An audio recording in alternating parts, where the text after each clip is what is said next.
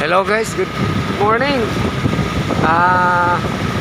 For today's video, ang ruta sana po namin ngayon ay Malcapuya, kaso hindi kaya, talaga pong masama ang panahon, masama ang dagat.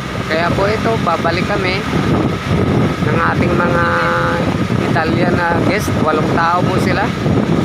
Ayan. Hindi kaya, atras kami guys. Basta lang sa amin to, mahirap pilitin kasi hindi tayo safe. Bago pa magsisi sa huli, huwag nang pilitin. Diba guys, ganun yun eh. Ewan na lang sa kanila kung anong trip nilang gagawin pagbalik nila sa town. Kami, kaya sana kung Coron Island lang. Malcapuya kasi talagang ganito po ang sitwasyon ng dagat dito. Nagkataong every summer ganito po talaga ang hangin dito, napakalakas. Kaya po talagang minsan may mga cancel po na biyahe, may mga cancel na tour. Nire-refund na lang po nila yung kanilang binayaran sa agency or sa mga bangka, mga private tour, ganun. Hindi sila dumadaan sa mga agency kasi ayaw nila maki-join, lalo na katulad nito, isang pamilya sila. Yan po ang kaganapan. Yan po ang kaganapan ng karagatan dito ngayon sa Coron, Palawan. Maraming bumalik guys, hindi lang po kami. Kaya naman namin, kaya ng loob namin ng aking kapitan. Kaya ng loob namin, kapitan, baliwala. Kaso syempre po, kailangan nating ingatan yung ating mga bisita, yung ating mga guest. Kasi oras na may mangyaring sakuna, unang-una pong mapuputukan dyan is yung boat captain. Pangalawa po yung boatman, yung boat crew, at saka po yung tour guide, at yung may-ari po ng bangka. Or from agency man yung mga guest, yung may-ari po ng agency ang mananagot, just in case ganun po. May mga nangyari na pong ganun, pero wala naman pong namatay, awa ng Diyos. Kasi tulungan po kami dito. Pag kailangan ng tulong, may nagre-rescue po kaagad na bangka para sagipin po yung crew, yung mga guest sa bangkang lumubog. Talagang masaya ang buhay namin dito, buhay turista, ng aming hanap buhay. Nakakabili naman po kami ng bigas. Ang problema lang po talaga, ito pong hangin minsan talagang masungit po talaga ang dagat, kaya hindi po namin magamit. Pero po possible naman yung malalaking bangka, kagaya ng mga 30 packs, 24 packs, yan. May time po talaga na walang ni sino mang kahit isang bangkang makaalis. Ang pinapayagan po ng ating Coast Guard. Salamat naman po sa ating mga Coast Guard dahil talagang bantay sarado po sila.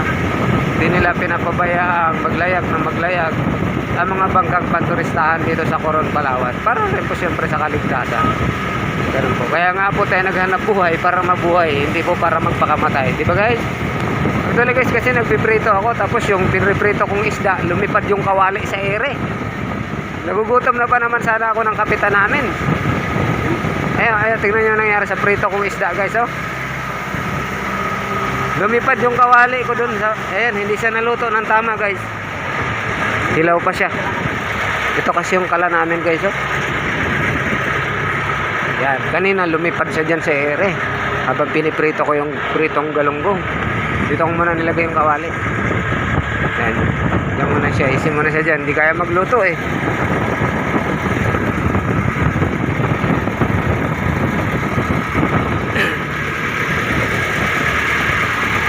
Kondisyon naman po yung makina namin, oh. Ayan, bagong bago. Talagang masungit lang po talaga ang panahon, ang kaganapan sa aming tour ngayon sa araw na to. Kawawa naman yung mga guests natin kasi Gusto talaga nilang makarating ng Bulugdos Island, Banana Island, Waling-Waling Island, Coco Beach, Bitaytayan Sandbar at Malcapuya Island. Yan po yung mga destination natin dun sa Malcapuya area.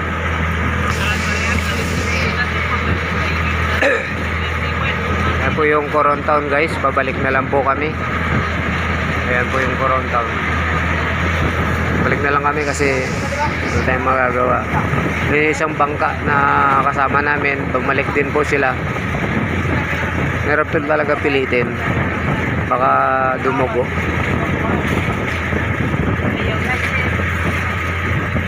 Maybe tomorrow na lang siguro.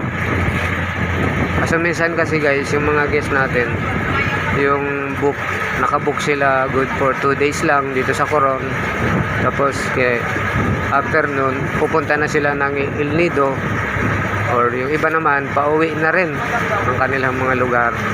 Kaya po nakakaawa kasi gumastos sila ng plane ticket para pumunta po dito sa Coron, Palawan. Hindi natin alam kasi maaaring mangyari bukas kung anong weather, kung anong kalagayan ng klima, kung anong sitwasyon ng dagat kinamagaan.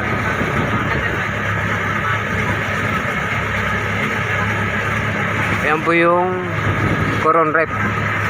Andyan po natin makikita yung Pukaway Cave. Meron bang ibang mga bagong bukas dyan na hindi ko pa napuntahan. Pukaway Cave, Kayangan, Baracorda, Twin Lagoon, Green Lagoon, Floating House. Ayan po. Tapos may mga corals tayo dito. Dyan sa kabila. Yan yung ibang mga destination natin. Nandiyan yung Smith Beach, itong kanto na to. Banol Beach, Atwayan Beach, Skeleton Shipwreck, Malawawi Beach, at saka Coral Garden.